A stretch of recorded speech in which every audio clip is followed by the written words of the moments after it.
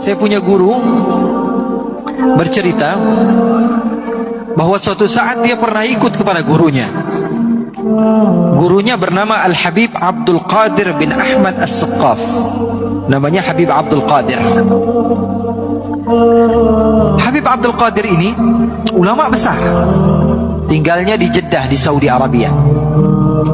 Suatu waktu beliau berdakwah di satu tempat bersama guru saya tersebut. Guru saya duduk di belakang, Habib Abdul Qadir duduk di depan. Diundang makan di satu tempat. Orang yang muhibbin, pecinta kepada ulama, mengundang mereka untuk datang ke rumahnya. Maka Al-Habib Abdul Qadir menerima undangan tersebut. Dengarkan kisah ini, kisah menarik, kisah yang menunjukkan kepada kita bagaimana para ulama di dalam berdakwah di jalan Allah. Maka ketika Al-Habib Abdul Qadir bin Ahmad diundang ke tempat tersebut, beliau datang menerima undangan tersebut. Beliau tidak pilih-pilih, yang ini orang kaya, yang ini orang miskin, yang ini orangnya beruang, yang ini tidak beruang, ya. Nggak lihat-lihat, yang ini beruang atau bukan beruang, nggak dilihat. Ya. Maka beliau datang. Beliau menghampiri rumah tersebut, dibukakan oleh sahibul bait. Beliau turun, beliau makan, beliau memberikan tausiah di tempat tersebut, membacakan ayat Al-Quran, membacakan hadis-hadis baginda Rasul sallallahu alaihi wasallam. Selepas makan siang tersebut, beliau pun izin pulang. Habib Abdul Qadir izin pulang. Guru saya ikut di belakang, pegangkan tasnya Habib Abdul Qadir. Maka setelah pulang, Habib Abdul Qadir diantar ke mobilnya. Guru saya lebih dahulu duduk di belakang bersama salah satu temannya dan supir. Di depan Al-Habib Abdul Qadir, sebelum beliau duduk, sebagaimana biasa tuan rumah memuliakan tamu, beliau bukakan pintu mobilnya. Habib Abdul Qadir masuk, lalu ditutup oleh sahibul bait. Ditutup. Habib Abdul Qadir berterima kasih, terima kasih banyak sudah mengundang kami, sudah mengajak kami makan. Kata sahibul bait, alhamdulillah Habib. Menangis. Salah satu daripada keturunan Rasulullah bisa masuk ke rumahnya. Menangis.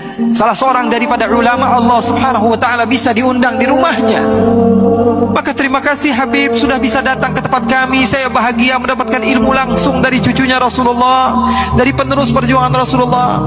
Maka Habib Abdul Qadir mengucapkan salam lalu berjalan. Setelah beberapa kilo, guru saya bercerita, setelah beberapa kilo dari perjalanan tersebut, Habib Abdul Qadir bertanya kepada guru saya, wahai Ali, kira-kira kalau kita berhenti di sini, sahibul bait masih ngelihat apa enggak? Kata guru saya tadi, enggak wahai Habib, ini sudah berapa kilo kita berjalan. Ya sudah, sekarang kamu turun dari mobil, bukakan lagi pintunya. Kemudian berhenti di pinggir jalan. Bingung, guru saya bingung. Lalu dia turun dari tempat tersebut, lalu dibukakan pintu. Ternyata salah satu daripada jari Habib Abdul Qadir terjepit di pintu mobil. Banyak darah di pintu tersebut. Lalu menangis guru saya, mengatakan, Habib, kenapa kamu tidak bilang dari awal kalau tangan kamu terjepit? Apa jawaban indah dari seorang pecinta di dalam berdakwah?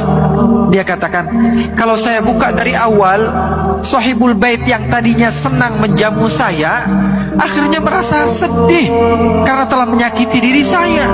Maka sengaja saya ajarkan rahmah kepada murid-murid saya, bahwa sesungguhnya ajaran agama Islam seperti itu.